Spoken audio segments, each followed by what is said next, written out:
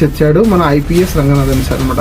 ఇప్పుడు ఆయన ఈ ఫోర్స్ మొత్తం సీఎం రేవంత్ రెడ్డి గారి దగ్గర నుంచి ఇచ్చినప్పుడు ఫుల్ ఛార్జ్ ఇచ్చాడు అనమాట. ఎవరైనా ఇన్వాల్వ్ అయితే ఇది నేను చేయను అన్నట్టు క్లారిటీగా చెప్పాడో ఏమో. ఇప్పుడు ఎక్కడ పోయినా సరే ఫుల్ స్వింగ్ లో చేస్తున్నాడు.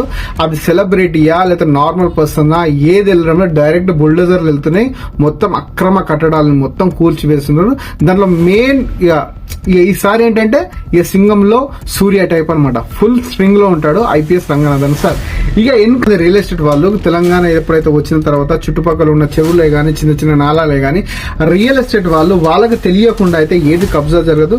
సో కబ్జా చేసి వాళ్ళు బ్లాక్ మనీ ఏ మనీతో కొన్నారో తెలియదు. కానీ ఇప్పుడు పైసా పోగేసి దాచుకున్న ఒక నార్మల్ పర్సన్ కి ఇప్పుడు ఉన్నట్టుండి అక్రమ కట్టడాలని చెప్పి అవి కూల్చిపేసి చాలా మంది రోడ్డు మీదకి వస్తున్నారు. దీన్ని ప్రభుత్వం ఎలా చూస్తుంది అనేది మనకు కూడా ఇంకా క్లారిటీ లేదు. ఎందుకంటే వాళ్ళకి